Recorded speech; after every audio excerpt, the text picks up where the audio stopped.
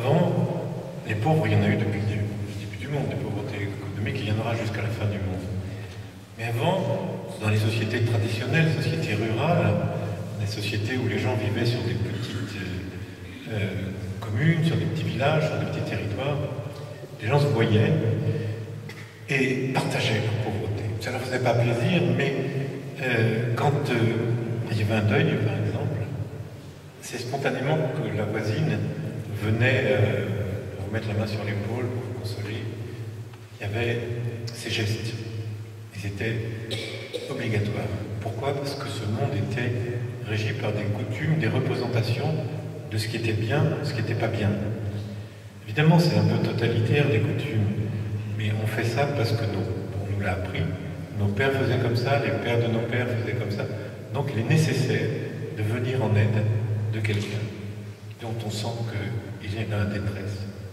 Les sociétés traditionnelles ont des représentations du monde qui ne sont plus les sociétés modernes depuis 50 ans. Pourquoi? Parce que les coutumes ont changé, bien sûr, elles ne servent plus à rien, mais les rituels. Tout à l'heure, vous avez parlé des conférences de printemps et d'automne. Ça avait beaucoup d'importance, parce que le temps n'était pas linéaire, c'était un temps qui revenait tout le temps. Il y a le temps des semailles, le temps des moissons, le temps des labours, et le temps revient chaque année. J'ajoute qu'on le fête, ce retour. C'est des fêtes rituelles. Et puis il y a les fêtes chrétiennes, bien sûr, mais à chaque fois, on a des rites, des rituels d'accueil du temps qui va revenir. Et comme tout le monde partage ces rituels, eh bien on fait partie d'une communauté du vivre ensemble. Le rythme, c'est aussi le rythme de notre vie. Il est marqué, est accueilli par le baptême, par exemple. Bienvenue chez les hommes, chez tes parents. Bienvenue dans le monde auquel tu appartiens. Puis après, il y a l'initiation. Le jeune homme, la femme passe au monde des hommes. Puis il y a les rituels du mariage, de l'âge d'homme. Et il y a le rituel de mourir également. On meurt à la maison. Ça ne fait pas plaisir aux gens de mourir, mais quand même, on voit le curé qui traverse le village avec l'enfant de cœur. Et puis il y a tout le monde. La chanson de Charles Aznavour, la maman. Il y a tout le monde autour, et on fait ces dernières recommandations. Donc il y a une continuité de la vie, et tout le monde est d'accord là-dessus. Et donc tout le monde appartient à une certaine vision, et tout le monde est au creux de cette culture-là. Quand on vit en ville, on abandonne. À quoi bon? Qu'est-ce que ça peut faire dans les grandes villes? Que ce soit le printemps ou l'été, on ne va pas fêter les semailles, les moissons. Dans une ville, on n'est plus dans le même temps. On est dans un temps présent, où le temps ne passe pas. C'est une grande différence de perception. C'est un avantage, dire qu'autour du monde, tout le monde a les mêmes informations en même temps.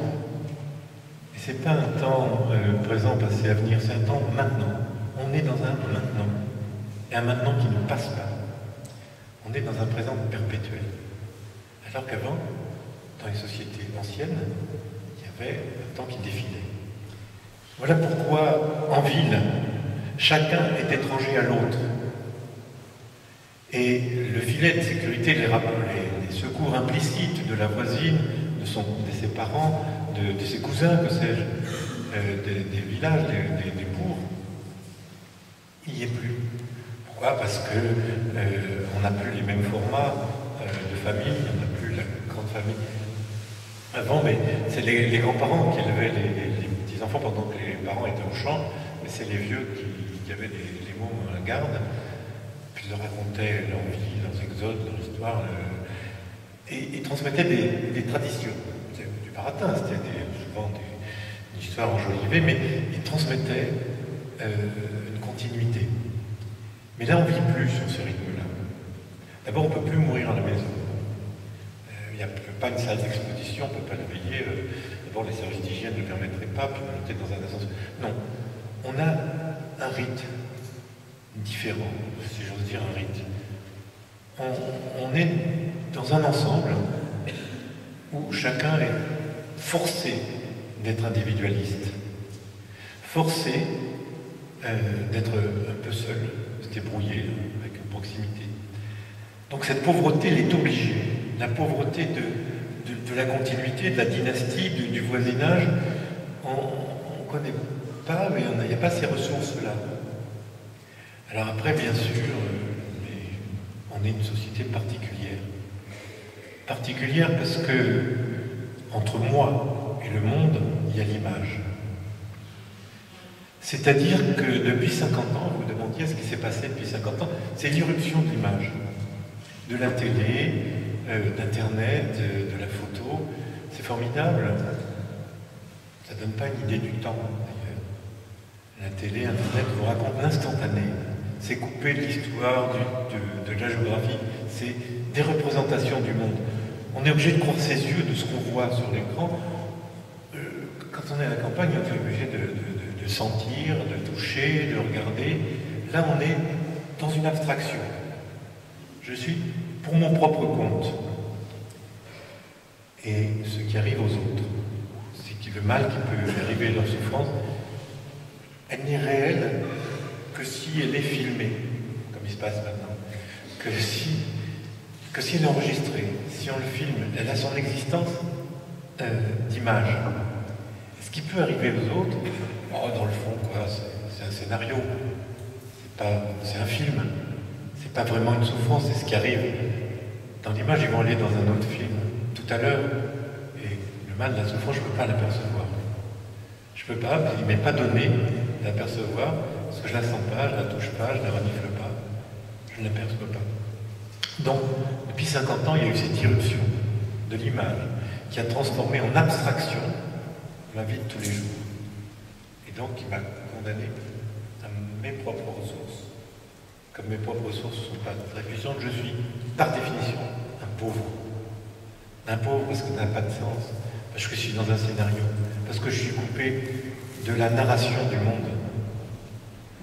Alors évidemment, les pauvres qu'on voit, ils n'ont pas de quoi manger. Maintenant, ça prend d'autres, on appelle les précaires. Les précaires.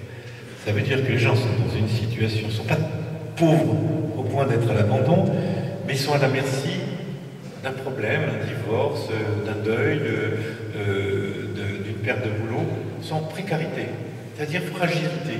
Et il y a plein de gens dans la fragilité. Donc la pauvreté, elle est potentielle, elle se prépare. Elle n'existe pas encore, mais elle est là, dans sa précarité. C'est un mot qu'on emploie, la pauvreté, on n'emploie que pour le numéraire. Précarité, c'est tellement mieux. Il y a eu une modification du vocabulaire.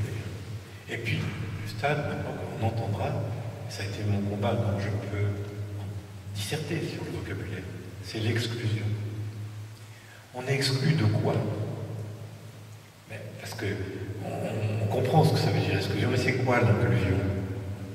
Exclusion, c'est être à la porte. Clore, exclusion. À la porte de qui? De quoi? De quelle société? On comprend l'exclusion, je ne sais pas ce que c'est que l'inclusion. Et donc, est-ce que c'est parce qu'on n'a pas de sous? Est-ce que c'est qu'on n'a pas de travail? Est-ce que c'est qu'on n'a pas de maison? Donc, on a plusieurs mots pour définir cette solitude et cette souffrance.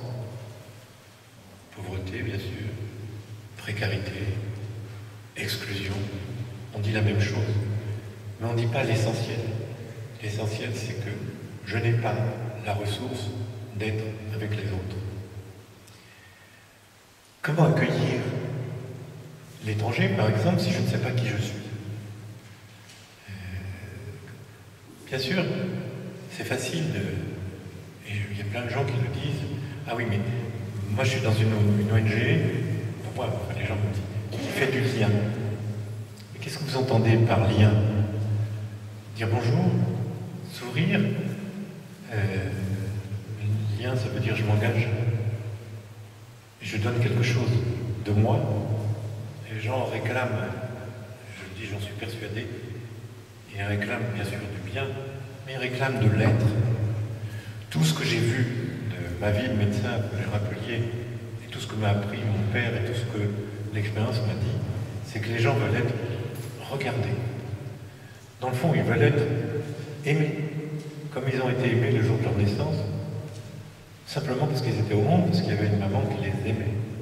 Donc je veux être aimé. Et c'est, dans le fond, ce qu'ils disent, ce que dit tout le monde. Regarde, je veux être aimé parce que je suis plus riche. Je veux être aimé parce que je suis plus pauvre. Parce que je suis une victime. Parce que je suis vieux. Parce que je suis malade. Parce que je suis... Les gens essayent d'attirer votre attention parce qu'ils vous réclament de participer à leur aventure, enfin, au sens de leur vie. Précisément parce que je l'ai compris, ça, que le lien qui est fait, ce qu'on peut donner aux autres, c'est pas 3 sous. Bon, c'est on peut toujours les donner.